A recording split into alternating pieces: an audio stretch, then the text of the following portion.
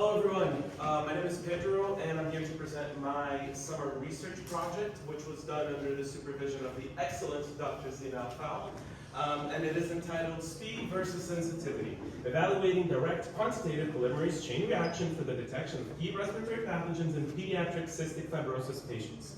So let's jump right in.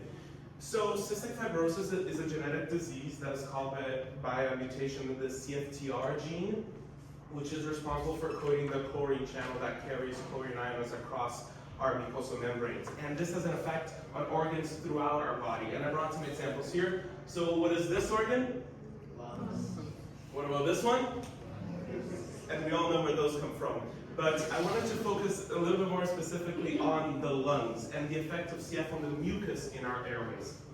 So with that impaired chlorine transport, you actually have your mucus become very thick and loggy, which compromises the ciliary escalator that brings that mucus up and allows us to expel it in the form of phlegm or sputum. So this is especially relevant in CF pediatric patients because it is in that thick, boggy mucus that bacteria first implant their colonies of infections that then become chronic throughout their lifetime, that are hard to fight with antibiotics and come back and back again with worse and worse pulmonary exacerbations. That's why it's important to catch these infections early and treat them as early as possible so they don't have these future exacerbations. And in terms of the bugs that we're looking for in these infections, our main culprits are Haemophilus influenza, Staphylococcus aureus, and Pseudomonas aeruginosa. So how do we find these bugs?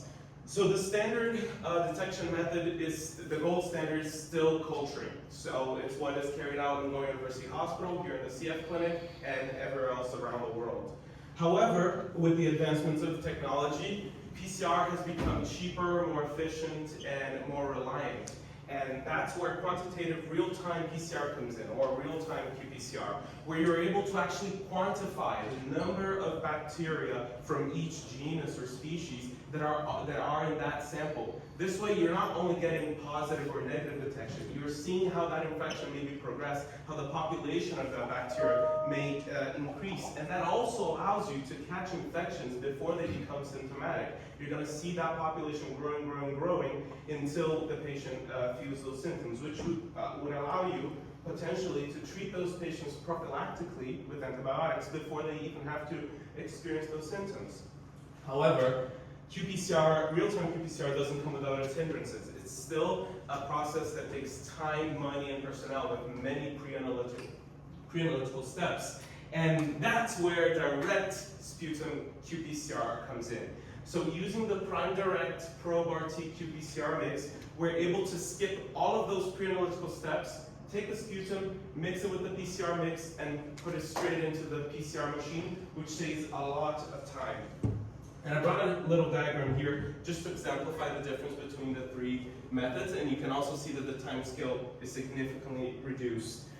And so the aim of our study is to compare these three detection methods, the culturing, the real-time qPCR, so the standard qPCR method, and this new direct sputum qPCR method over the detection of three key pathogens, Haemophilus influenza, Pseudomonas aeruginosa, and Staphylococcus aureus, in pediatric CF patients here in the Galway CF clinic. And speaking of our participants, we had 34 in this study.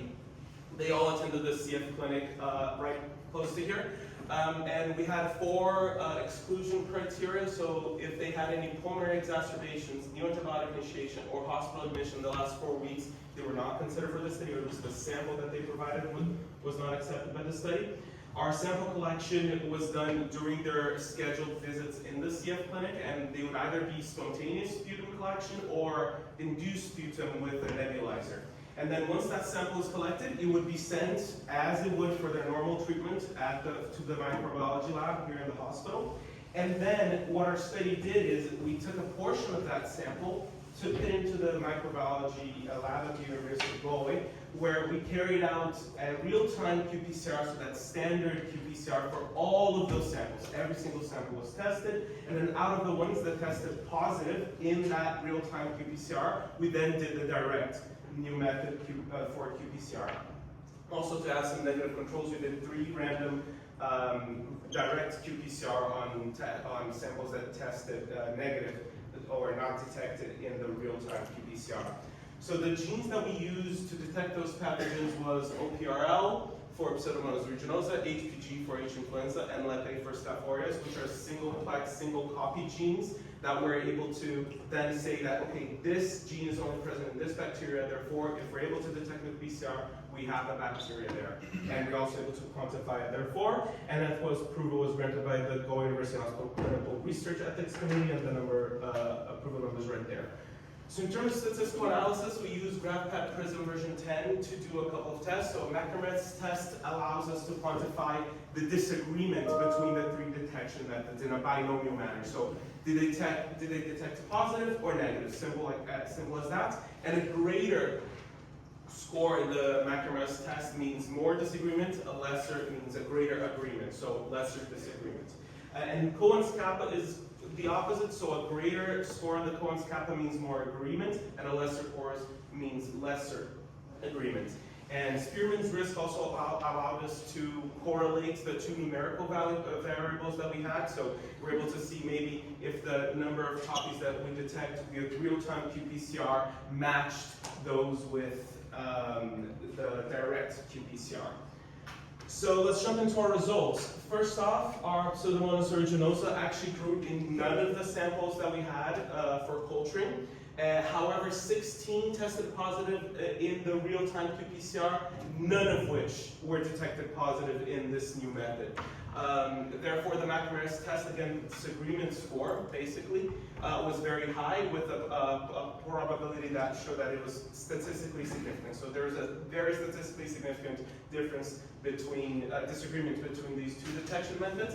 Cohen's kappa was low, showing a slight agreement, and correlation was not applicable since we had no numbers to compare it to. And I just want to point your attention to the logarithmic scales of those copy numbers. So you can see that they're on the scale of 0 or 1, and this is very important for what's coming up. So Haemophilus influenza was actually cultured in 2 of our 79 samples, 35 of which tested positive in the real-time qPCR, so that's standard PCR again, and then 29 out of those tested positive in the direct qPCR in this new method, showing an 83% agreement there. And Macromet's test, again, so you see how this score is lower, so it's a lesser disagreement, however, still a statistically significant disagreement. This is very important. And the Cohen's kappa, again, showing slight agreement, and the correlation very weak, and again, non-significant. And I'm just pointing you again to the logarithmic scale. Look at the number of copies here, especially the ones that were detected with the culturing. You see this is 10 to the 6th. This is 5 logarithmic scales greater than the ones that we saw for Pseudomonas aeruginosa. So in terms of Staph aureus, 15 out of our 79 samples cultured positive for Staph aureus. And real-time qPCR was able to detect Staph aureus in 16 of our samples, and then 9 out of those 16 also tested positive in the direct qPCR. Macromet's test shows, again, a very lower disagreement compared to Pseudomonas aeruginosa, but still a statistically significant disagreement between those 2. And Cohen's kappa also showing a slight agreement, and correlation, again, poor and non-significant. So we see that even in the numerical scale, they did not agree with each other. So our conclusion was that omitting that DNA extraction step, so going for direct qPCR, significantly compromised the sensitivity and quantitative accuracy, especially for pathogens like Pseudomonas aeruginosa and Staph aureus. And we assumed, or we postulate, we imagined that the failure of Pseudomonas aeruginosa could be added to the low number of copies, as we showed you before, and also the fact that Pseudomonas aeruginosa creates a very thick biofilm compared to Staph aureus and Haemophilus influenza, although those 2 also create a biofilm. Staph aureus and H. influenza showed better results than Pseudomonas aeruginosa, but still failed to reach statistical and clinical significance. For future research, we propose that maybe we can optimize those extraction-free pathways, so to make it cheaper, easier, and faster, without compromising that sensitivity. Bottom line is, guys, direct qPCR is not there yet. We still need that purification stage, that lysis, that extraction to really reach the clinical significance that we strive for in the care of our pediatric CF patients. So I want to thank especially Dr. Zina Fal and all of the wonderful people in this page, and here are my references. Thank you very much.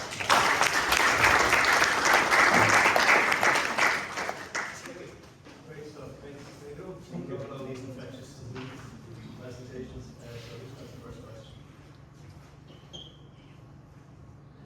Rosemary. Sorry, thank you for the presentation, very interesting. Can I just ask, maybe I missed this, did any of the samples, were the culture positive for Pseudomonas? No. No. None of them tested positive. Yeah.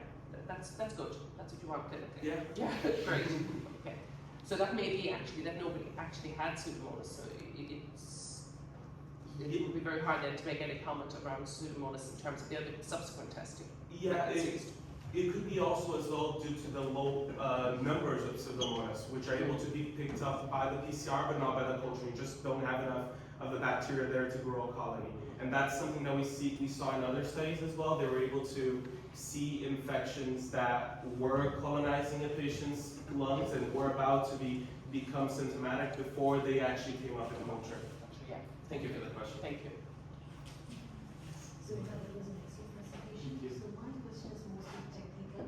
When you run a bacterial RNA, so what did you use as a low control to quantify the genes?